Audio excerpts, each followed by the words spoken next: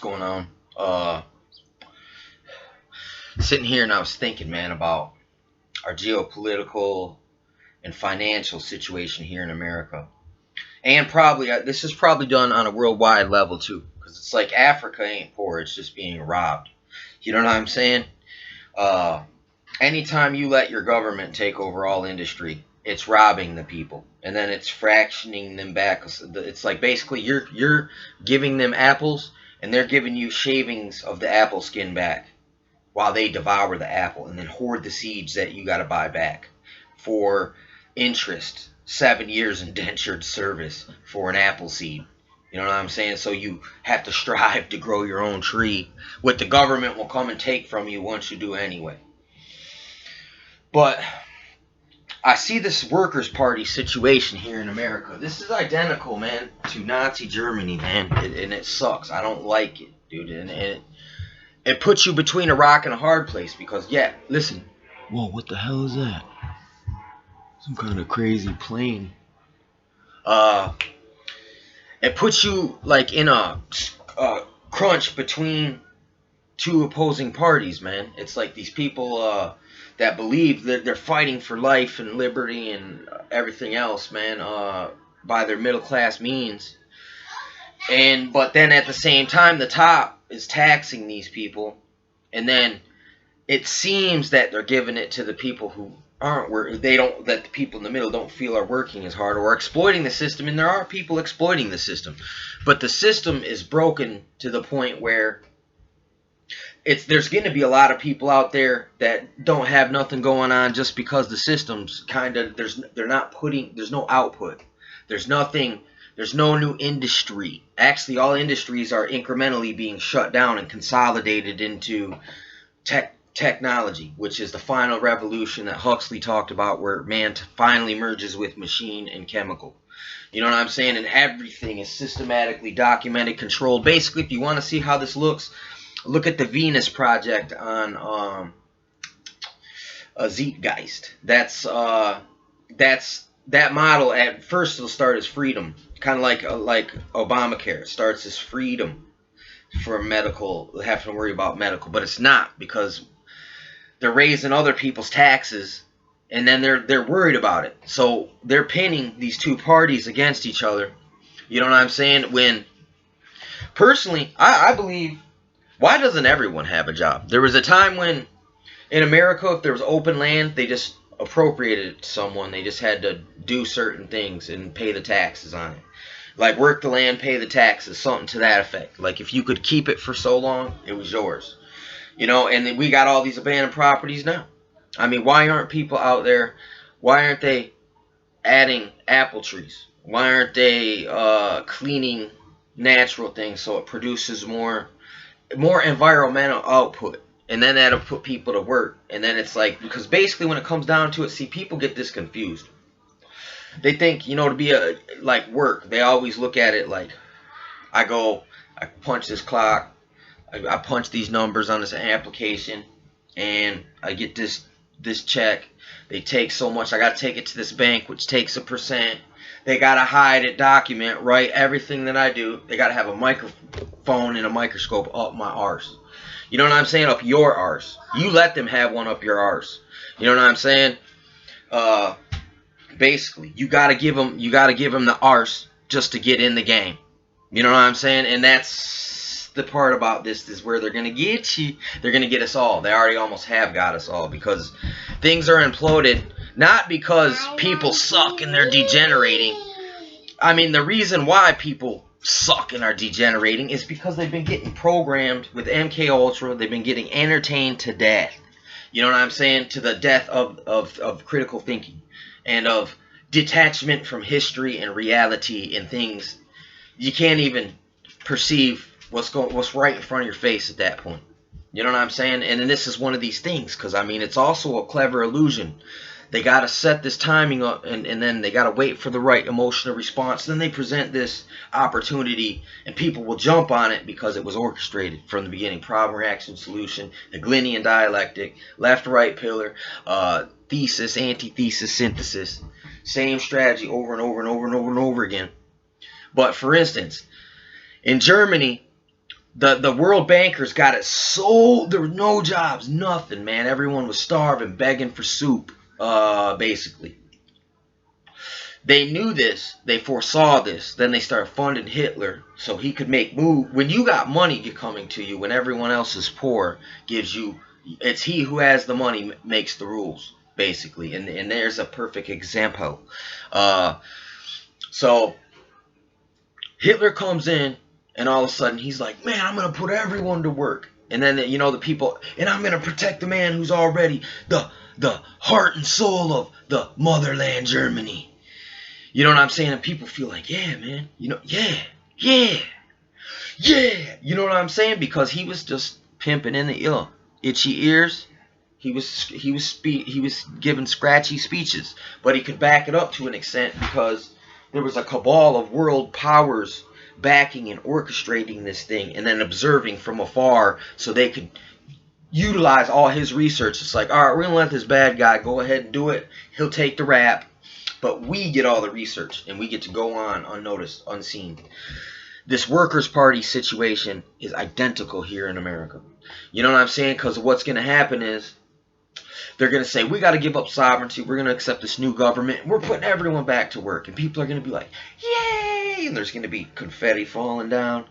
But on these conditions, if you want peace and safety and security, well, you got to let us put this chip up in you. And then people who have big money in the game, who've been good Workers' Party members, you know what I'm saying, pay taxes all the time. In order for you to keep your goods, for the services you provided these corporations, these corporatists, you know what I'm saying, you're gonna have to take their microchip to keep your stuff. You know what I'm saying? Or you'll be an enemy of the state. You know, you'll be sluggish schizophrenic because your political ideology doesn't fit in with the status quo-ski.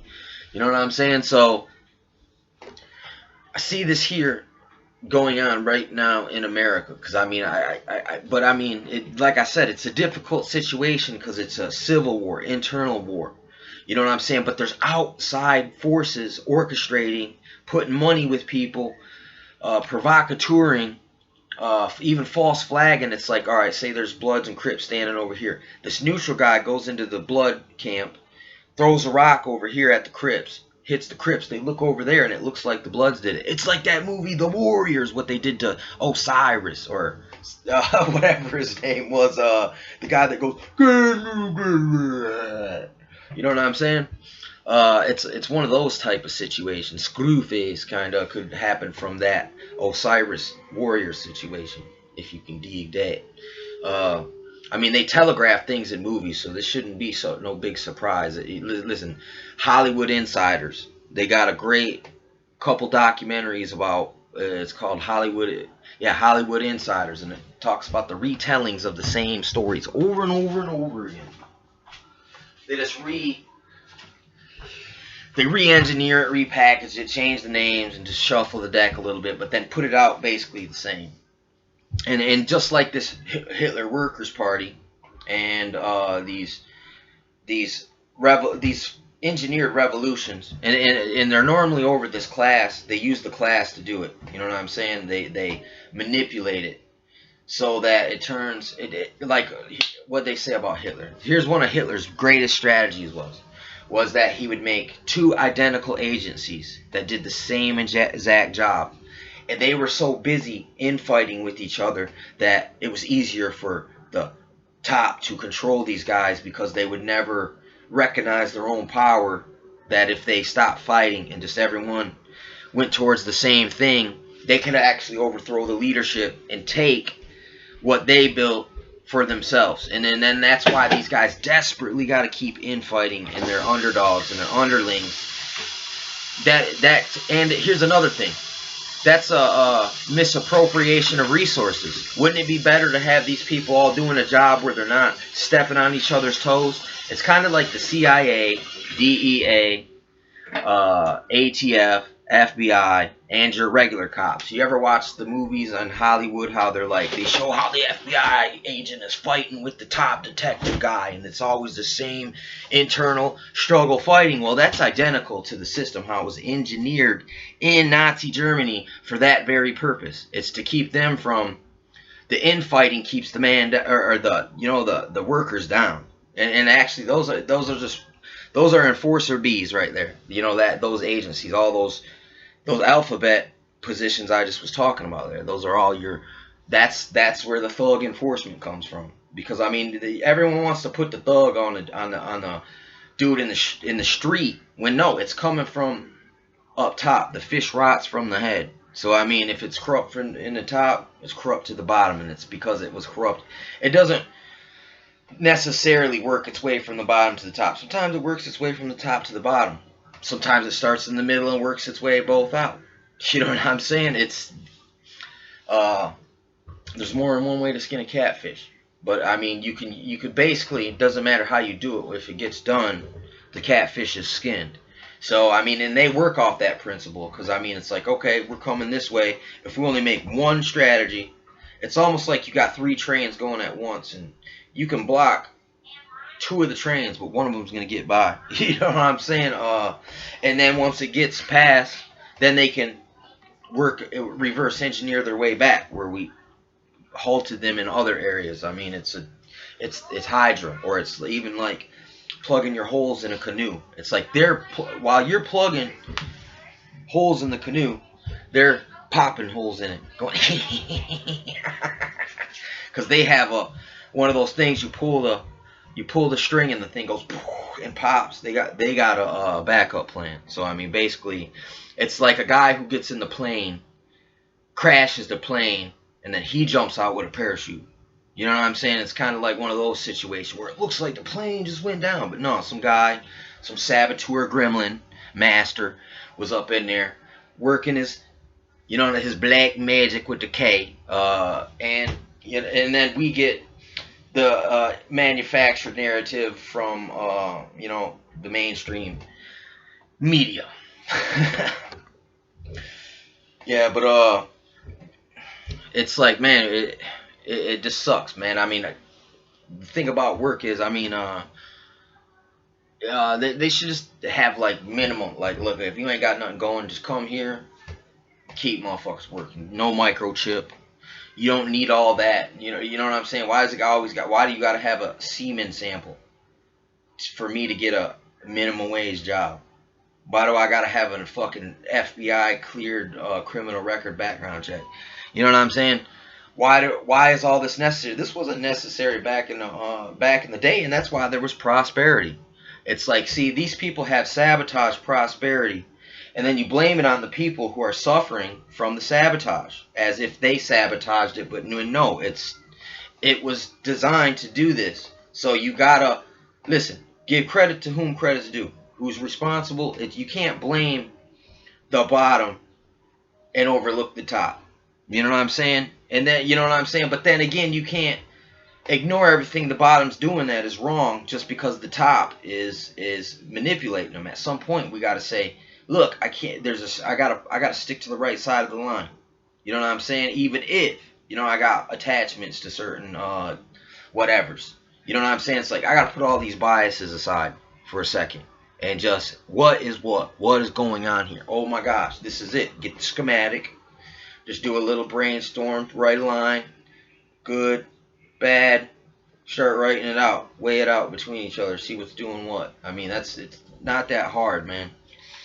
You use a little visual aid if you can't just do it all, off the top. But I see this like, it's, for instance, would you say that the Indians before pre-America, were they lazy because they didn't work and didn't pay taxes? I mean, they weren't.